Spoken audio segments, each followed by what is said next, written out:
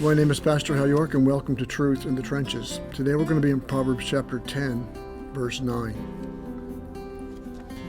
He who walks in integrity walks securely, but he who perverts his ways will be found out. The ESV version puts it this way: whoever walks in integrity walks securely, but he who makes his way crooked will be found out. Integrity.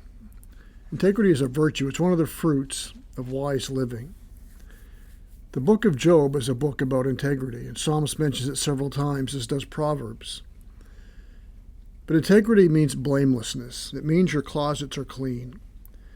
That when people try to find something on you, there's nothing hidden. It doesn't mean you're perfect. It means there are no unresolved or hidden issues in your life. There's no sin in your life that you're hiding. It means to be whole. It means you don't have a divided heart. You're not double-minded. What you see is what you get.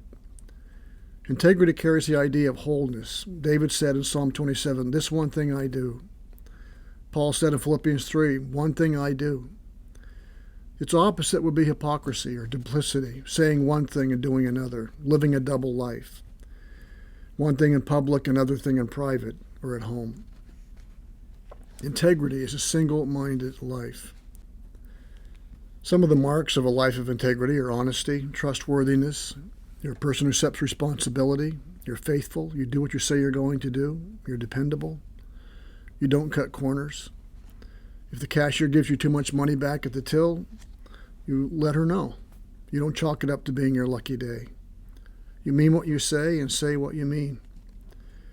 In Job chapter 31, we find Job defending his integrity. And as he does so, we learn that integrity is more than just what we do. It's not just acting in a certain way, it's also not acting in a certain way. Let me read how Job describes it, and I think we'll see what we mean. Does he, God, not see my ways and number all my steps? If I have walked with falsehood and my foot has hastened after deceit, let him weigh me with accurate scales, and let God know my integrity. If I have despised the claim of my male or female slaves when they filed a complaint against me, what then could I do when God arises? And when he calls me to account, what will I answer him? Did not he who made me in the womb make him, and the same one fashion us in the womb?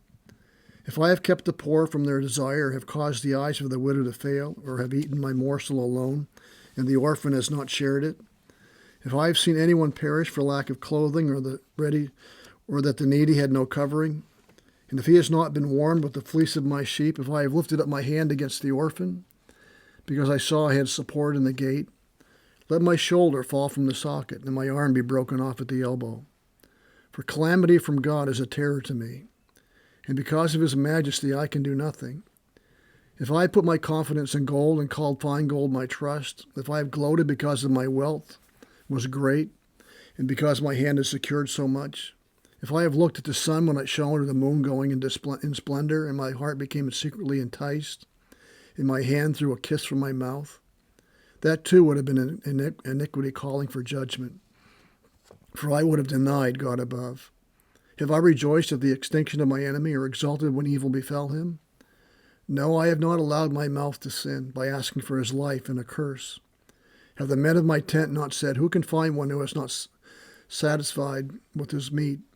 The alien is not lodged outside, for I have opened my doors to the traveler. Job says, don't just look at what I've done, look at what I haven't done. I haven't neglected the needy, the orphan, the traveler, the poor. That's integrity. He hasn't given into the temptation to worship the idols of his day, the sun or the moon. Don't just look at my accomplishments, my bank account, my plantation. He's not just concerned about that, what his peers think. He's concerned about those who work for him being fair and upright, make sure that they are taken care of. He has an eye for the less fortunate because he knows but for the grace of God that could be him. Job did not walk in such a way that he had to keep looking over his shoulder to see when some indiscretion was going to catch up with him. I've known people like that. I'm sure you have too. If they're always skimming off the top, they don't pay the government what's owed in taxes, they take payments under the table. They use lesser quality material than agreed upon, but charge the agreed upon price. Job says, I've never done that.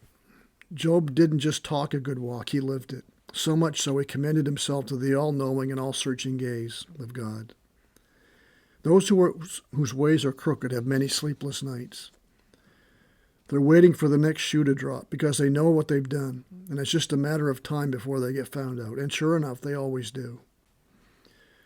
The key to a life of integrity, I think we find out through Scripture, is that remembering the fear of the Lord is the beginning of wisdom. It's also the beginning of integrity. There's nothing we can do that can be hidden from God's all-seeing eyes. So we need to remember that. When Paul told Timothy to look for leaders in the church, he said, look for men with integrity, beginning in their home, in their workplace, in their neighborhoods.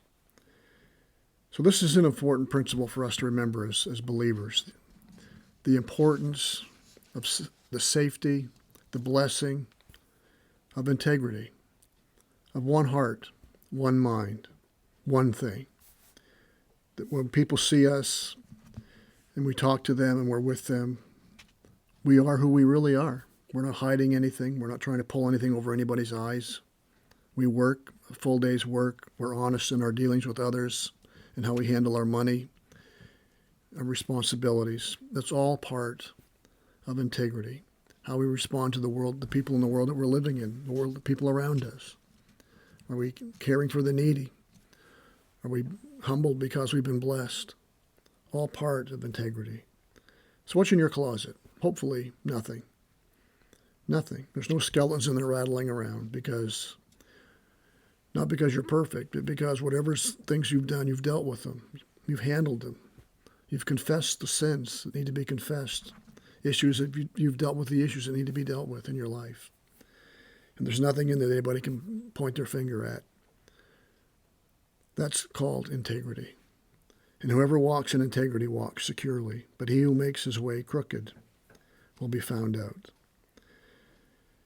So may we be able to say with Proverbs also and make this evaluation. Better is the poor who walks in his integrity than he was crooked, that we be rich. And that's always sometimes the snare.